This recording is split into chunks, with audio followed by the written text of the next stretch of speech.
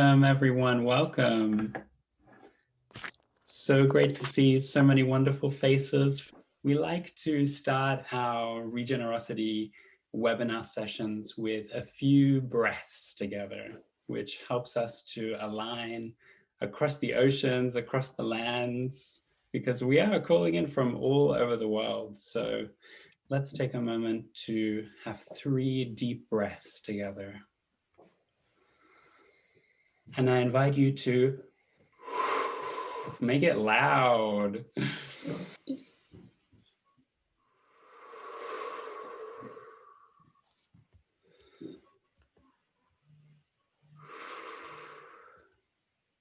Excellent. Welcome. So fantastic to see you all. So on today's Regenerosity webinar, we're diving into the topic of monitoring and evaluation and what that means in a regenerative sense and different contexts. So we're very happy to welcome 3 excellent guest speakers for our panel today. We have Anne-Marie, we have Dawn, and we have Giselle. And we're very excited to hear them speak and introduce their work in a moment's time. But to begin with, I'd like to just say a few words of housekeeping. So like I mentioned about the mute button for when you're not talking, but there is another tool that we all like to use if you really agree with something that someone is saying. If your video is on, you can do this sign, the wiggle fingers. And in British Sign Language, I'm not sure about elsewhere, but I'm calling in from Britain. In British Sign Language, this means applause, and it also helps us to know that you're resonating with what is being said. So this is a really useful tool. We also invite you to type into the chat box any questions that you have for the team, any comments, and we'll be happy to talk with you in the chat box as well. There will be breakout rooms in today's webinar, so you'll have plenty of opportunity to introduce yourselves and unpack some of the things that we're going to be talking about. And in our first breakout room in about 10 minutes time, we'll be introducing, asking you to introduce yourselves and your work. And while you're doing that with your group in the breakout sessions, could you also write it in the chat box so we can see the whole community of people who are joining us as well. And we'll also be, let me just pop something in the chat box now. We'll also be inviting you to introduce your bioregion. Where are you calling in from? What's special and unique about the place that you're calling in from? And that's something interesting to explore too. So without further ado, I would like to pass you on to my dear friend and colleague, Ruth, who will introduce a little bit about Regenerosity and who we are. Hi, everyone. My name is Ruth, and I work for Lush Cosmetics. And together with the Buckminster Fuller Institute, we've been incubating this initiative that we call Regenerosity. And just to give a very brief overview of the history, Regenerosity came about because with Lush, we've been running the Spring Prize, which is a prize for regeneration. Buckminster Fuller Institute had been running the Fuller Challenge. And then we decided to bring together our incredible ecosystem of vetted initiatives and try to gather more funding for funding those initiatives, but at the same time, have the idea of transforming philanthropy. So one of the visions that we have is this world where the power of gifting can resource communities and grassroots initiatives to steward ecosystems like back into vibrant health. And then we want to make it based on trust, shared power, and cooperation between funders, but also cooperation with life. We support projects that combine ecological, social, and economic benefits while addressing the root causes of degradation. We also have this principle of transforming financial capital into living capital, also, as I said, in cooperation with nature's healing capacities. And something that this webinar here is quite an important part of, which is creating space for authentic relationships and for us to come together outside of the power dynamics of funders and fundees, but more within the dynamic that we're all holding different types of wealth. Some people are holding more financial wealth, others are holding experiential wealth, lived wealth, indigenous wealth. Yeah, and how can we come together in order to further our shared regenerative aims? So that's a little bit about regenerosity. We're preparing some really exciting funding cycles with funding partners. Yeah, and this is part of the thing that we do. Is it's both aggregating content and at the same time creating more alternative funding programs and funding cycles with progressive funders, yeah, to resource regeneration. Thank you. Back to you, James. So to begin with, thanks so much, Ruth. To begin with, we are going to beam you into breakout rooms. And in these breakout rooms, I'd like you to discover who else is in those breakout rooms. You'll only have about, I think 5 to 10 minutes, so not too long. So just everybody in the breakout room, introduce yourself, the bioregion that you're calling in from, a bit about your work, and also what brought you here today, what inspired you to join us in this session today. So you'll have a few minutes to discuss this with fellow people in your breakout rooms, and then I invite you to type your message in the chat box as well, so we can all get to know one another. You all are here today. We have an all-star crew looking around and seeing you all. Wow, I am really excited about the cross-pollination that just happened in those breakouts. Please do follow up with one another. And as James mentioned, please write in the chat your name and your affiliation, your bioregion, any links you wish to share with others.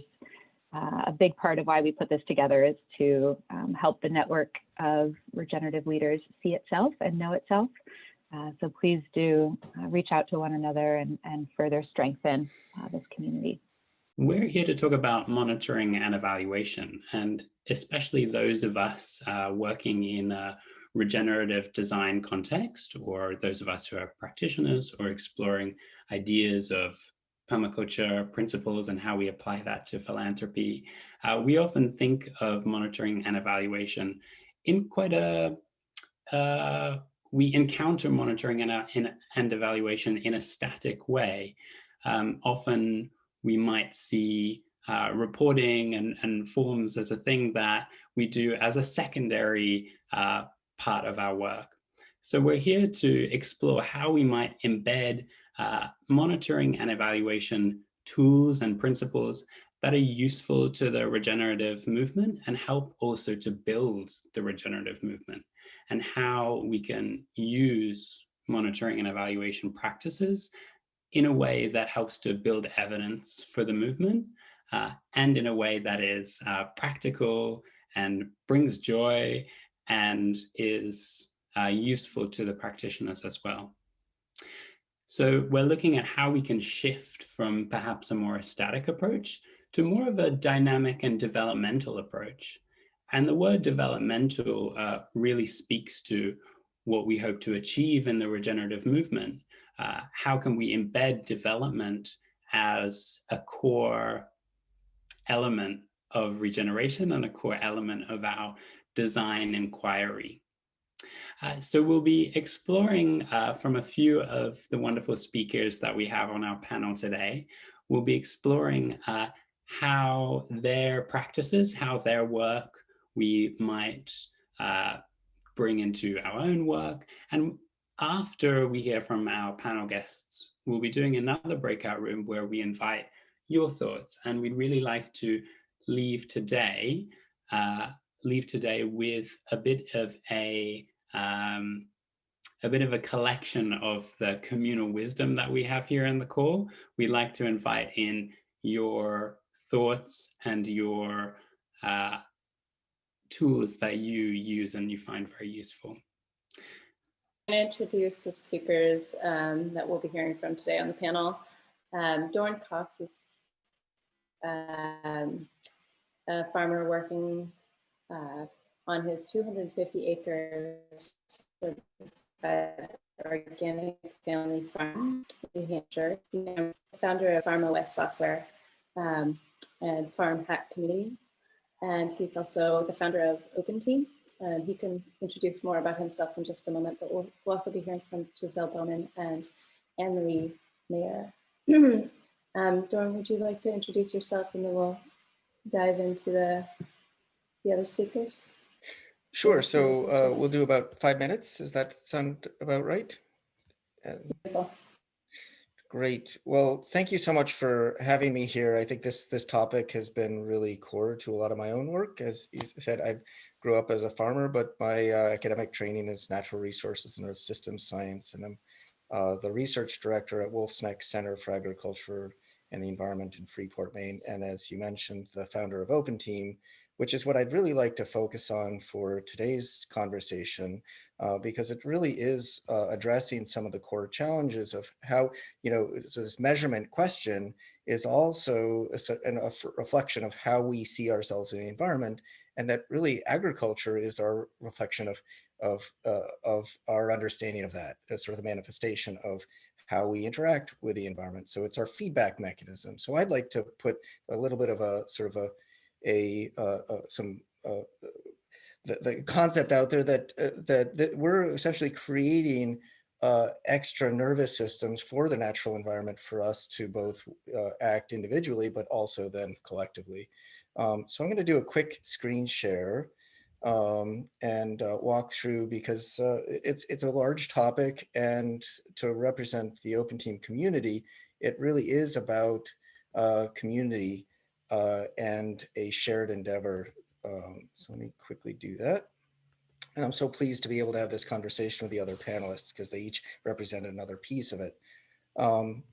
So Open Team, I'll start with that because it's one of those sort of nice things where the acronym actually represents a lot of the core concepts. So, we're asking more of agriculture than ever, beyond food, fiber, and energy, and the growing planet that we hear about. We're also asking for climate adaptation and mitigation and water quality and human health and biodiversity, and creating beauty in the landscape. And all of those things, other than beauty in the landscape, are invisible. It's not about calories that we eat, it's about values that we're taking. And yet that has been undervalued. And yet we're at the cusp of being able to make those, that's been invisible, visible, and therefore valuable. And I think that's a lot of what we're getting at when we're talking about environmental monitoring.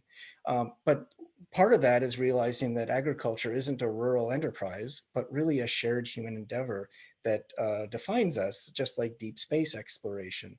But unlike other sciences, in order to be useful, it needs to be applied. So open technology ecosystem is open because it's shared, and it's a huge complex system science.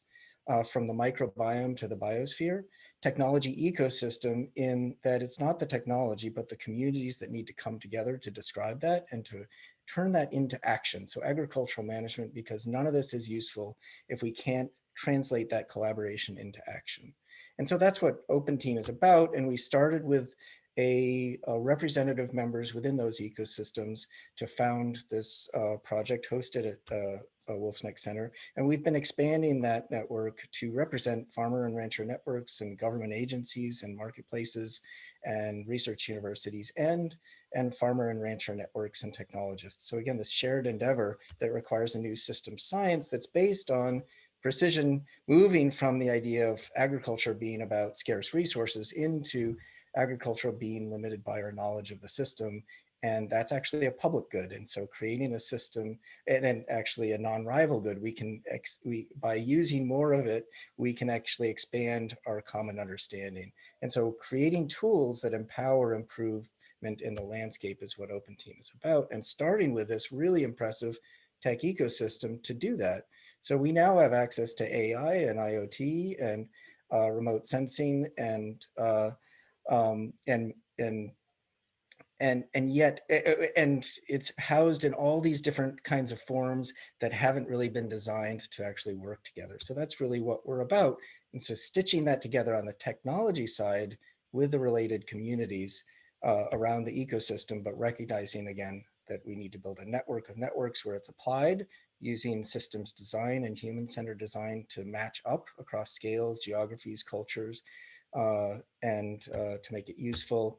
And so that's what we've been doing, is building hub and network, essentially network design across production systems and scales to build trust, recognizing again that what we're measuring at the field level, if we start to describe the world in a way that that's accurate at the field level, it's the same data that's necessary to drive markets and incentives. It's the same data we need to improve our understanding and research. And so creating a coherent technology ecosystem that's actually immediately beneficial across production systems. And so some examples of tools like that are within the ecosystem are handheld free apps that are used globally, often using pictographic interfaces for high quality scientific measurement that are linked to common data structures like FarmOS that allow for exchange and farmer control, that data is value, but that farmers should be able to enter data once, use it many times,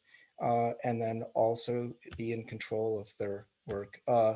And that can all be reflected, again, this complexity can be translated into democratized tools at any scale. Things like very rapid, quick carbon is actually using both satellite imagery with low-cost handheld spectroscopy with mobile devices to deliver high quality, instant in-field feedback that's useful for a producer, but is also the foundation of accounting that goes up to global climate, from the community level to the watershed to the state, national to global accounting.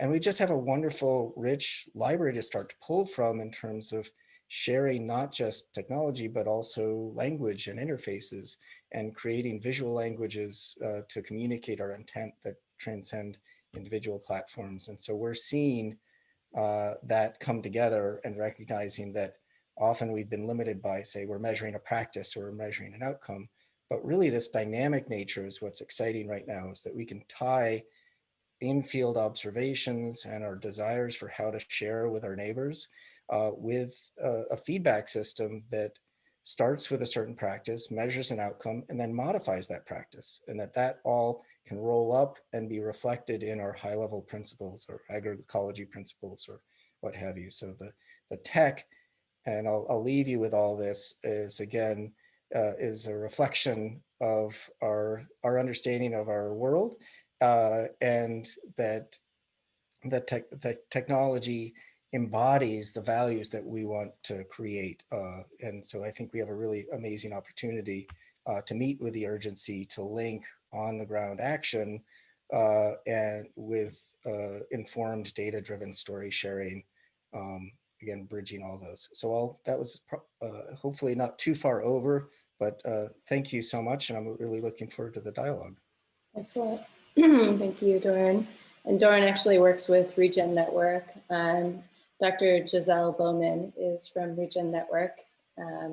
She's the lead scientist at Regen Network, and they align economics with ecology to drive regenerative land management.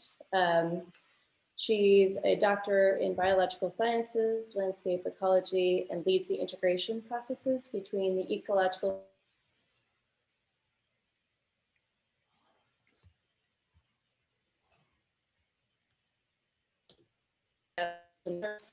non-pollution and runoff assessments. Giselle, would you like to introduce yourself and your work? Yes, so I've been working with Regen Network for a couple of years now. I've been since the beginning almost. And so my main role in the Regen Network ecosystem is to provide for the tools and the methodologies and kind of research what's out there in order to get the most accurate and useful tools to monitor the changes in the outcomes and verify the management practices that are being applied towards the transition to regenerative practices. So the main idea of the platform is to link all the stakeholders, buyers, donors, and people working in the land, trying to see if we can provide for an ecosystem of tools for verification but also the opportunity for them to link. I will share some slides here. 1 second. Yeah, sharing my screen.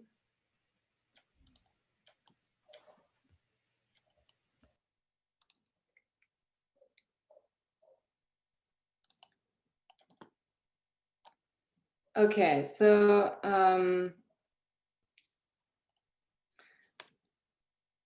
one of the projects we are working on is a prescribed grazing project in New South Wales, Australia.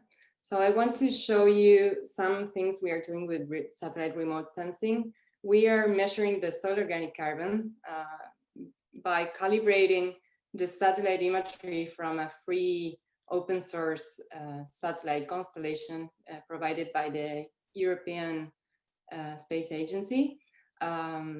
This is free and open, so it's 10-meter resolution. It's covering the whole globe every 5 days. So we are trying to focus our work on this data because it's a way to decrease the costs, you know.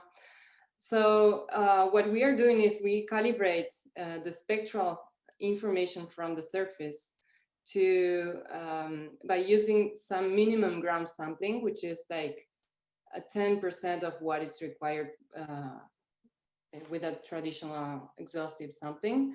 And with that, we get an accuracy of between 85 and 95%. And so we are being able to map the whole surface of the farm in terms of soil organic carbon. And we can estimate the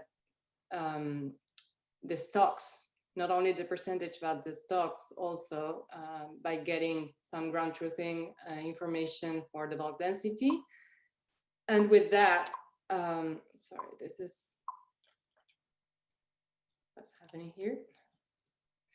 With that, we can compare the changes in the stocks between years. So whenever we have a project and we need to see if they are increasing or decreasing their carbon, we can monitor pixel by pixel. And so we quantify for the full farm the final stocks based not only in the soil organic carbon stocks, but also on the emissions of the cattle, for instance. So we discount the greenhouse gas emissions for applying fertilizers or whatever, depending on the management on the farm. And then we get the final stocks in a very accurate way. We also account co-benefits. So we are measuring their soil health indicators. We also analyze the ecosystem health, vigor, resilience, and organization based on the comparison of for instance, the bare soil in the farm as compared to the whole surrounding area. So we compare the grasslands. In this case, we are comparing grasslands with grasslands, and we see if the vigor, which is the NDVI essentially, which is an index that shows you like the photosynthesis activity that can be measured from the satellites, and you can compare what's happening in the grasslands in the whole surrounding area or in the whole watershed compared to the farm. And so you can see if they are doing better than average, lower, or on average, the same. This is good because you compare the same dates, and so you have some local benchmark, but also depending on the year. So if you have a drought that year, you can see what's happening.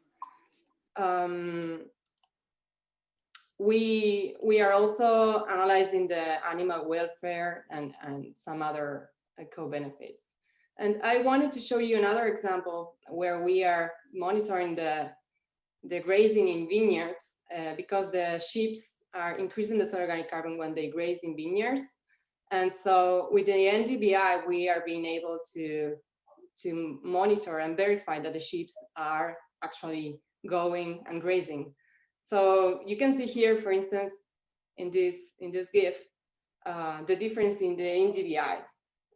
So it's really easy and really accurate to see and confirm that the sheep were grazing, because there's a reduction in the biomass, and it's also easy to capture from satellites. Then, for instance, we worked in another project in Ecuador. And this was for a cooperative of cacao. And they have many farms, and they wanted to know if, at least if people were doing monoculture versus polyculture. So we did a complete classification of the area based on satellite imagery and a minimum ground truthing. And we are working towards the verification of the monoculture versus polyculture within the farms. And also for this, we got like above 95% accuracy for detecting this. And then we also have been looking at images in the Peru Amazon in order to test this imagery for detecting deforestation, for instance, or reforestation. You can see deforestation areas in red that can be easily confirmed between a 2-week period with high accuracy, like 99% accuracy. And then in the green areas, you are detecting like the regrowth of the vegetation when the local people take care of the protection of the forest. So we have some other examples. I think I'm passing the 5 minutes here, but happy to discuss and answer questions after. Excellent. Thank you, Giselle.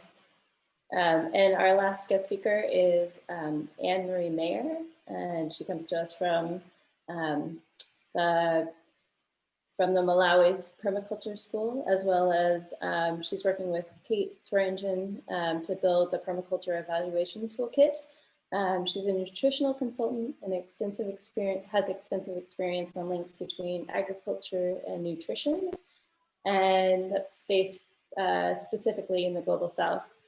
She's worked in academia and non-governmental organizations, as well as international organizations, and they have just launched their website today. So I'll let Anne-Marie introduce herself. Okay, thank you very much indeed. So yes, as you mentioned, my technical area has been nutrition for many years. I'm particularly interested in looking at integrated nutrition projects, programs, evaluations, policy, etc., which I've come to realize is not necessarily the usual way. And I think through the experience that I've had from working in international programs, etc., a lot of mainstream programs, is that projects sometimes are evaluated in very narrow ways, and their effectiveness can be if the effectiveness is measured in a sort of unidimensional way, over time you end up with unidimensional programs. So for example, we've ended up with this productionist paradigm whereby agricultural production is the main thing, and without necessarily looking at whether people's food security has improved or whether nutritional status is improved. So you end up with a sort of narrow range of programs because they're being evaluated in a narrow way. And on the other hand, you end up with nutrition programs looking at particular nutrients. So you have an entire programs looking at vitamin A or looking at iron. And this leads to more emphasis on things like supplementation, on biofortification of one crop for one nutrient, whereby we know that there's an enormous biodiversity out there and a rich range of different crops and plants that could be used for nutrition. so I'm not saying the entire problems stem from M&E, but a very narrow range of M&E can end up in supporting these very narrow focused reductionist type of programs. So it's been my experience as well that a lot of large programs, they want very academic evaluations. It requires a lot of expertise coming from outside, a lot of funding, and top-down indicators that are driven by the funders rather than from the project on the ground. So there's a lot of that happening. And on the other hand, you know, there are a lot of regenerative permaculture type of projects happening that are working across the sectors. They're doing good work. They have the potential for impacting across a lot of different sectors, and yet they're not able to their M&E doesn't reflect the full range of what they're doing. So if their M&E doesn't reflect the full range and the integrated systems nature of what they're doing, then they're not influencing policy, and the policy can still push for these reductionist type of approaches. So this is where we're coming from really with the permaculture evaluation toolkit project, is trying to think about how to guide small grassroots projects to produce some evidence that will speak to policy. So I mean, that's one of the reasons that we want good M&E, is to be able to have a table, you know, a seat at the table of policy, and to really influence what's happening and have more regenerative projects there.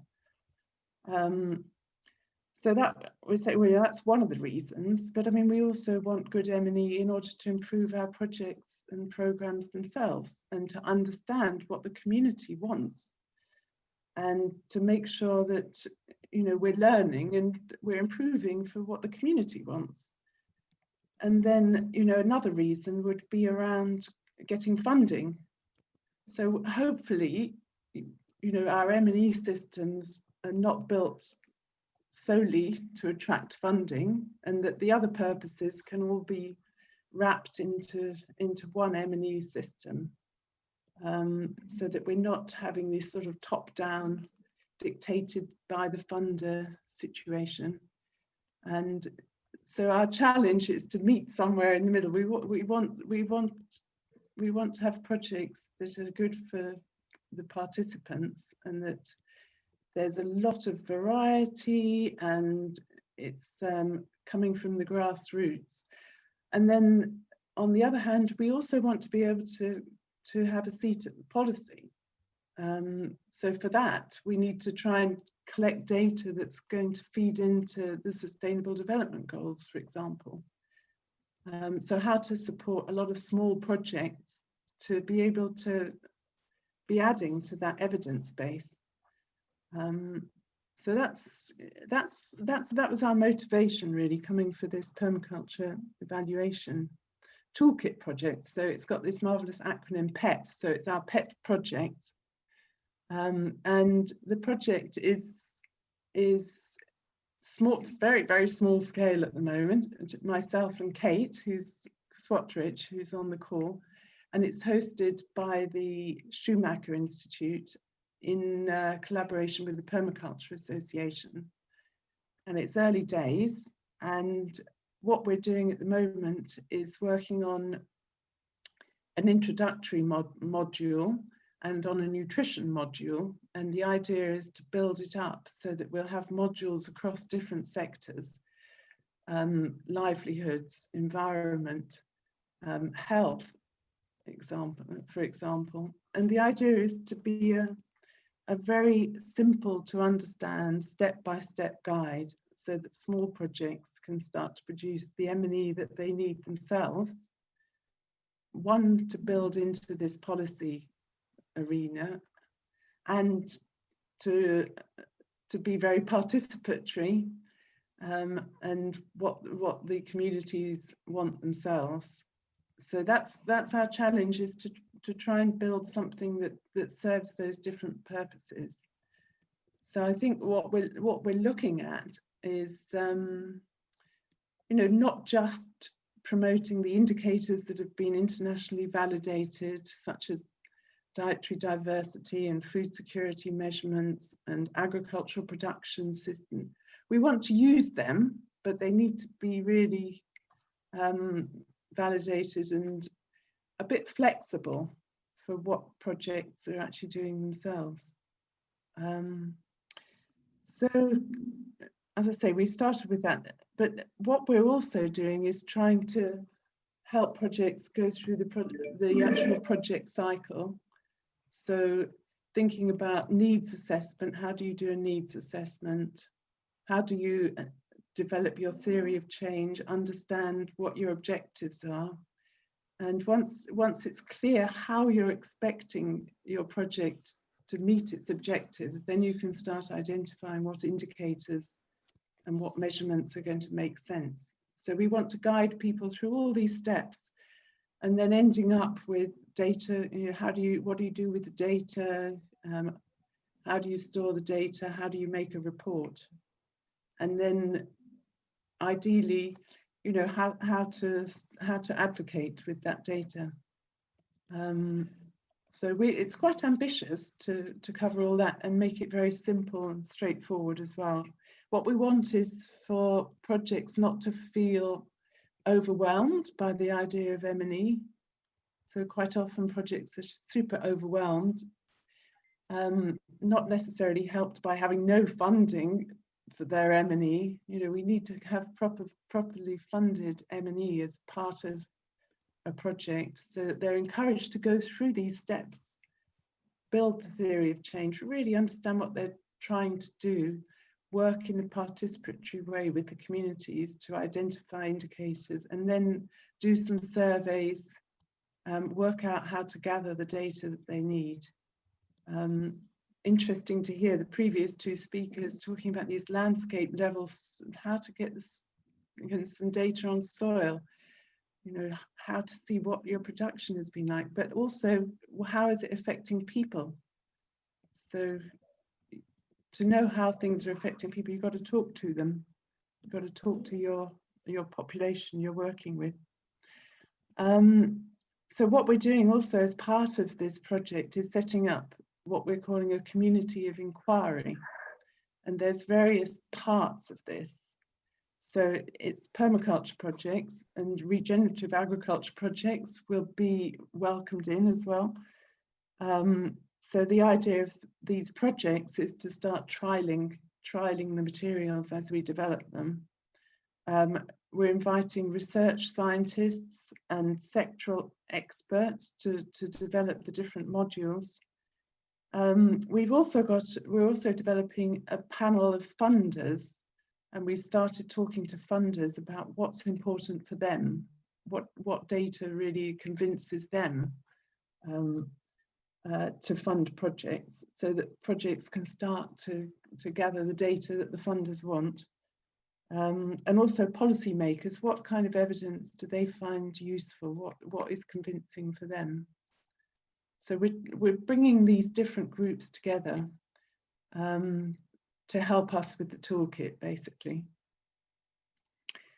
So what we're hoping that we'll achieve through this, and our first year we're looking at the nutrition module, and then in subsequent years and with further funding, we can start developing the other modules, and we get a sort of house style of the complete toolkit, so people can pick it up and think, well,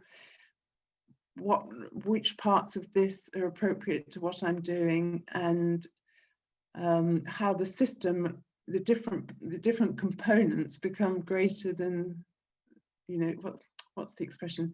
The sum is going to be greater than the individual parts. So we try and think about the system's nature of what we're doing. So we've got this new website and a new email to contact us, and I'll ask Kate to put that up in the chat box. She might have done. I think she has already.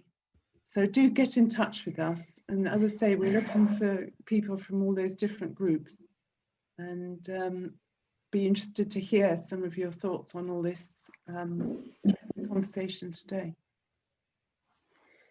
Thank you so much, Anne-Marie. Mm. Thank you so much. And thank you as well to Giselle and Dawn. And I'd love to ask you all a question, and also invite some questions from our participants into the chat box. So if you have any questions for Anne-Marie, Giselle, or Dawn, or any questions for all of our panel guests, please feel free to type them into the chat box, and we'd love to answer them for the next few minutes before we go into breakout rooms and unpack a bit of the information that we have heard here. But Anne-Marie and Giselle and Dawn, I'd like to really touch on something that you were mentioning, Anne-Marie, about why we are doing M&E, why we focus on M&E. And Giselle, you also spoke about co-benefits. I'd really like to ask you, how can we embed these many stacked functions, these co-benefits, into our monitoring and evaluation design? So how can we make this a co-beneficial practice? Okay, yeah, so from my perspective as an ecologist, I always say that you need to have like a whole picture and do a more holistic assessment in order not to miss anything that is crucial. And if you just focus on carbon, for instance, which is kind of the current trend in the market, you might be, two things could happen. One is either there's a mistake, or you have some bad information, but not bad, wrong information from the land or whatever. And the other one is that you might assume some things that are not really true, and you could be kind of not fully getting the whole picture. So the way to avoid this is to consider several indicators. And the current trend, and we have been in many conversations with Dawn also around this in our groups in the open team too, we are trying to also take into consideration the animal welfare, the equity, and many other co-benefits of this regenerative movement. So it's not only about considering the health of the ecosystems, but even if we are trying to only assess the changes in the ecosystems, in the nature, we should be assessing many things, not just one. And that's why we, from Regen Network, we are always trying to see, even if the current methodology is tied to the carbon for accounting for carbon credits right now, because that's the current trend, and it's really hard to go against that. We are trying to, but it's hard to go against that. And so quantifying and putting some value, some real value to the co-benefits is hard, but at least we account for them so that we have alerts. And if we see that all the co-benefits are kind of saying something that it's against the increasing carbon that the other metrics are showing, then we have like the right alert that something is not being properly measured, or there must be a mistake or something going on. So, all right, I'd love to jump in on that too, because I think I think where we're at is we have an opportunity when we shift the lens to saying, what are the co-benefits that we're quantifying? If we have the opportunity to create tools where the co-benefits are really some of those marketplace attributes, where the primary benefit is actually creating a regenerative system at the local level that can then flow up into some of those other systems. So if we think about regenerative adaptive management planning, it's really taking in all of those considerations: local economic conditions, social conditions, biodiversity, that is required to actually create that local resilience. But unlike the current framing of, say, measurement, reporting, verification that marketplaces are asking, the byproduct is actually quantification of those different elements that's needed to create a really good local plan. And that can be co-created with local NGOs and technical providers or neighbors, equipped with tools. And so that's a kind of like what we also heard is this toolkit concept. And if we're using a common set of toolkits that are universal across languages, it allows us to then aggregate it to the landscape. But that the co-benefit is actually some of that marketplace quantification. And again, not talking about MRV, but talking about validation of co-creation of plans that happens to have the integrity and confidence, and in fact, greater confidence than, say, an independent third-party verification system. It's collaborative rather than almost competitive or adversarial as we're trying to build that high-quality data structure that's trusted. So I think that's kind of the exciting moment that we're at, and we can start to stack all of those and look at their intrinsic benefits first, and the additional incentives, whether it be marketplace premiums or whether it's direct payment for rental services, as a byproduct. And I'll just add, in terms of one of the other benefits is that we often miss is actually this collaboration itself, and the well-being and sense of community and connection that also creates. And one of the insights that has come out of the Open Team community, that so much of what we're doing that's universal across all of this is asking questions. And that if we can ask questions in similar ways and share how we're asking questions, that's the foundation, whether it's a toolkit, walking through a step in the field to how to do something, all these recipes. It's actually a series of questions to provide context that allows for these much more meaningful conversations that we can have with our neighbors, or at a national level or whatnot. It scales. So that's a lot to throw out there, but I do want to leave with the idea that co-benefits, or that they could be byproducts of this intrinsic value that we're creating. Thank you so much, Dawn. And I'd like to touch more on this idea of collaboration as a benefit. And there's a question from Nick from Yakum in Ecuador that's getting a lot of thumbs up in the chat. And I'd like to pass it to Anne-Marie to begin with. It's about, because Anne-Marie, you were talking about how can we make these tools participatory in their design and useful for projects. And Nick asks, how can these tools be comprehensively, robustly built without becoming overly time-consuming for their users? So how can they be useful as well for those using the tools? And like you were saying, Anne-Marie, not necessarily just to catch funders. How can they also build in those benefits for the users? Yes, it's interesting. I mean, there can be so many multiple objectives to why you're doing your M&E system, and they range from being able to feed into policy, at which point it would be helpful if the indicators you were collecting could be mapped towards something recognized, like the Sustainable Development Goal indicators.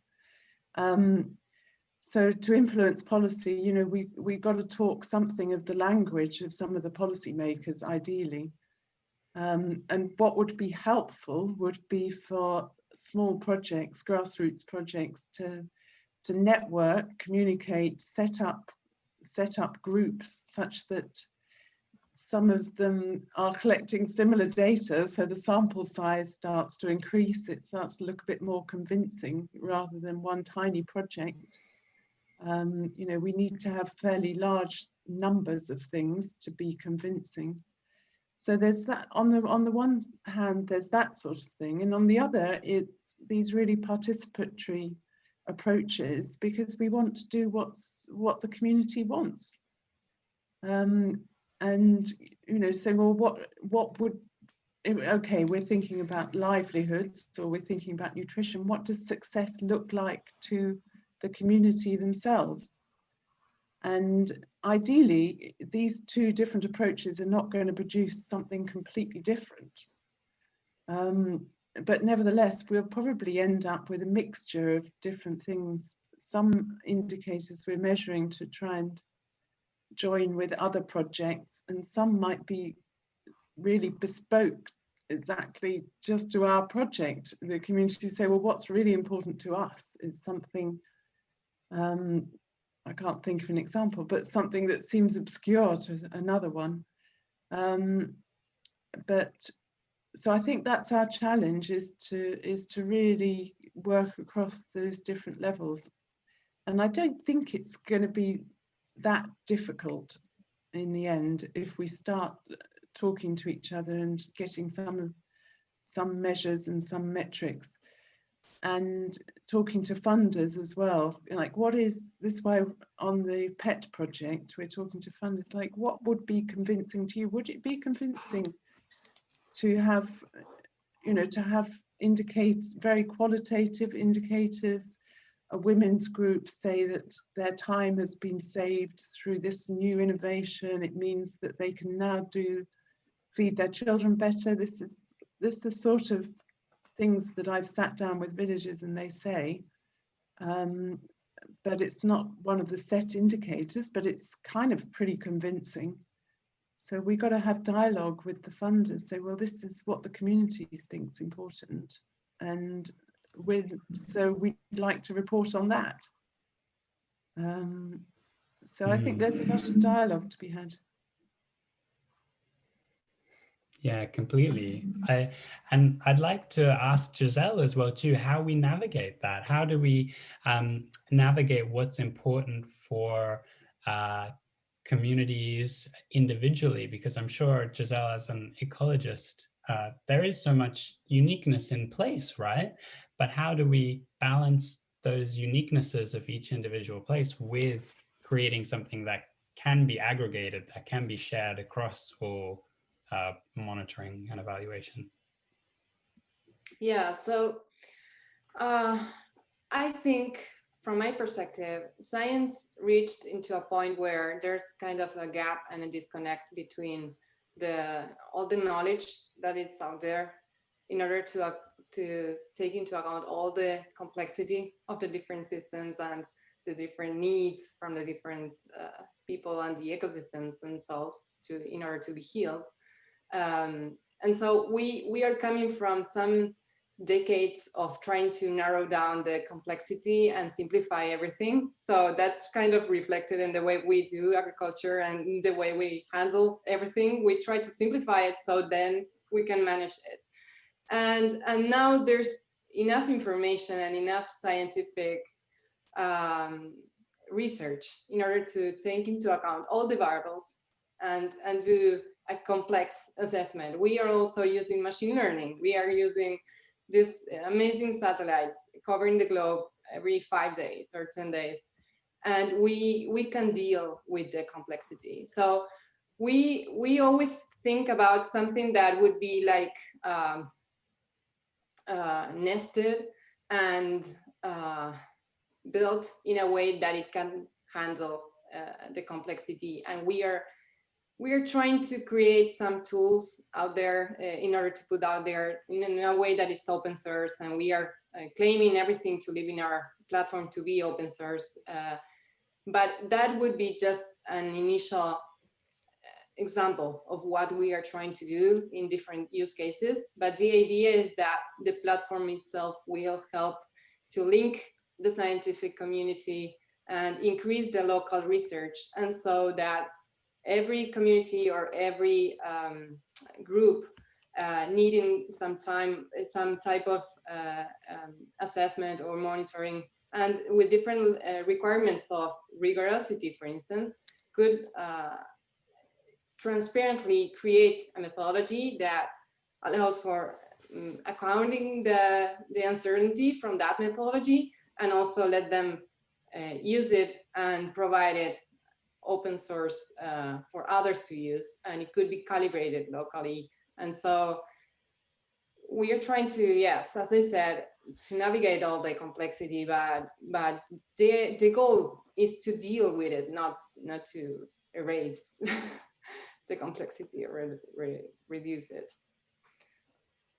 So in some senses, it's important to embrace that complexity, would you say? Oh, yeah. Yes, totally, totally. And that's the richness of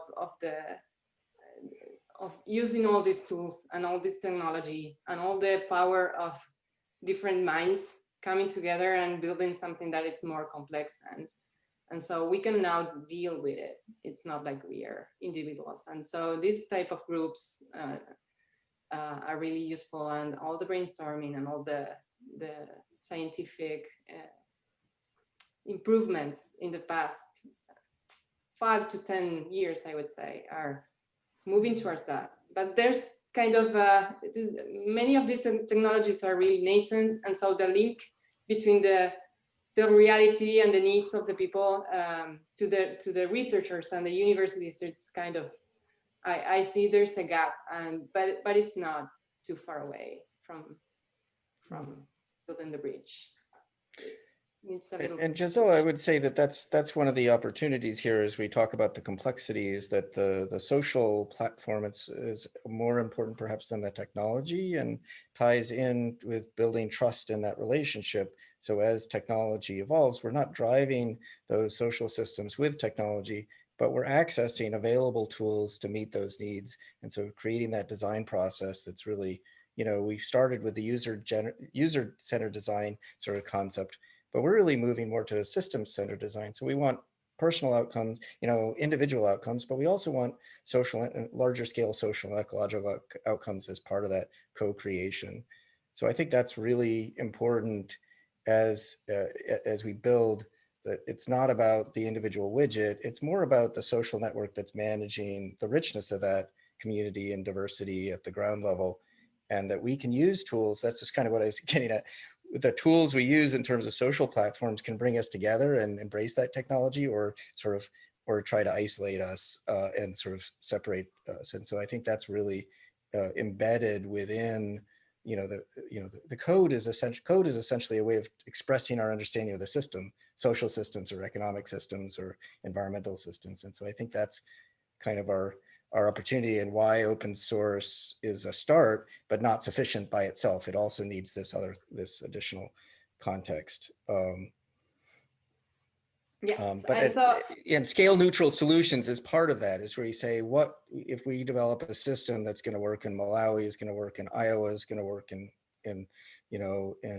Australia. That's kind of I think that's part of what we can design into that, and saying this is something that we're doing together. Thanks. Yeah, sorry, so Giselle, I just thought you made a really important point there. Yeah, so I just want to add, it would be, if we try to visualize it, it would be like more a bottom up kind of construction. So I kind of see it like that. And also what you just mentioned, we would try to create a system that it could be used everywhere, but the tools or the way that it's kind of tuned at each place will vary. So the system should be dynamic enough, and it should be adapting to any to any use case. That's the core. That's what needs to be built. Something that it's dynamic, and it's also easy to, I don't find a word, but to calibrate locally. Yeah, adaptable to the context as well. Yeah. Yes. Amazing. Yeah. Thank you so much for this really rich discussion. And there's some more questions coming in the chat box, but I'd really love it if we could spend some time in breakout groups to unpack and dive deeper into some of the topics that we have spoken about. We have one more question for Dorn and Giselle. What would be most helpful in terms of resources that you are both looking for in state change and monitoring and evaluation? We heard from Anne-Marie, but it would be great to hear from both of you. That's a hard question. Dorn, maybe you can. Yeah, so we're a collaborative community, so it works by identifying points of intersection with objectives, bridging funders with technologists, with marketplaces, but it's really a process of engaging and becoming a member of the community, and then identifying those shared goals and intersections, and the way our network funds is to identify existing resources that can be matched elsewhere within the community. So we're building upon one another's efforts. And so we go through a discovery process. So if you have an organization that you think fits in with that ecosystem, we'd love to talk with you about how the piece that you're building fits in and where we can match you up with others within that network to both bridge and then also build affinity. So it's really, so we'd love to, and everybody brings different pieces of it. That's kind of the core of being a shared endeavor. So happy to, as I said, it's an open community. So we'd love to have you join and help create the vision together. Yeah, so moreover that I will share a link to an Airtable that anyone with an organization or a stakeholder that might be interested in sharing or sampling or getting involved in this with Region Network could be signing in. And also I posted somewhere in the chat a Telegram, and we have like a general Telegram in Region Network where we are having all the discussions more biased towards the ledger and the blockchain part. But then there's this open science Telegram that will become more active in the coming months. And the idea is that anyone with a science background are interested in joining all these discussions around the tools and the ways to provide to open it to researchers, I would say, and universities, and the way to generate an ecosystem of collaborators in that space. If you want to join that Telegram, that will be amazing. So I will post both now in the chat. Excellent. And that's actually a really great segue, Giselle. So thank you so much. And Nisha's also put in the chat box, can you post both of these links?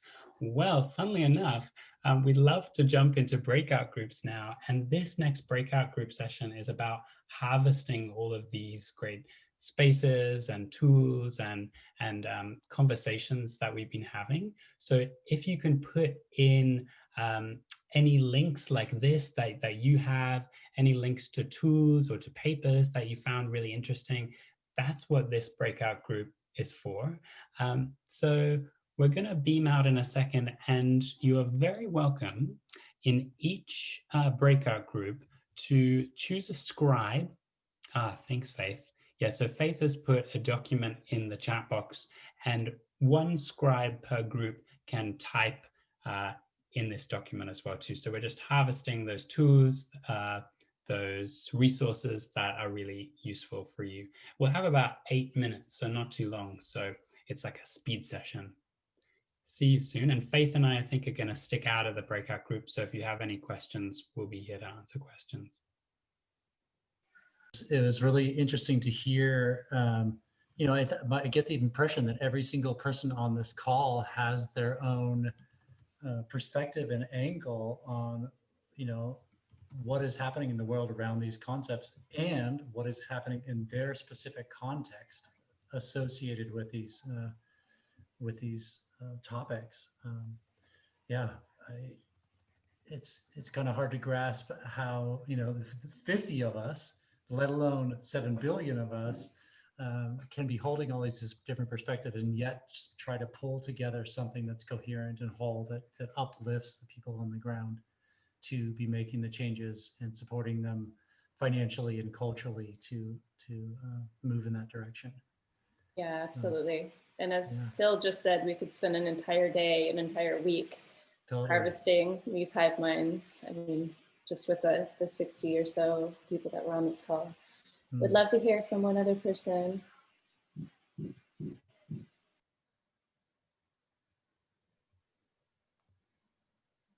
We talked about some amazing, go ahead, I'm sorry. No, go for it, Joshua. Okay, oh yeah, so we talked about some, you know, important things.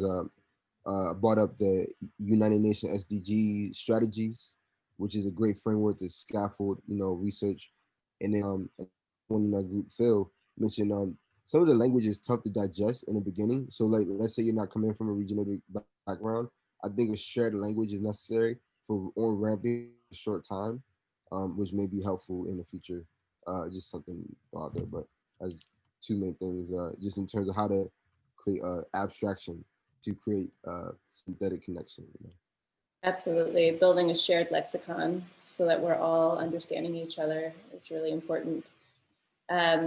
So we're nearly at time, and I wanted to say thank you to everybody for bearing with us today. It's a little bit tumultuous in the beginning, but we worked through it all. And I also wanted to say thank you to our guests, to Anne-Marie and Giselle and Dorn. There's so much more we can learn on the subject, and so much more is there, and more people we can bring in as well. So we'll be harvesting some of the resources from the chat, and also from the document that you guys just put together, sending out an email with more information as well as this video. So if you didn't catch everything, you can rewatch the video. And then also we'll be, if people are okay with this, we'll be sharing the emails that you put into the chat so that we can continue to engage with each other, because I think this is an ongoing conversation for all of us here. I did want to say that if you're interested in becoming a member of the Regenerosity team, or just Regenerosity in general, you can join us on Hilo. I'll put the link in the chat. You can also join us on LinkedIn or watch the YouTube channel.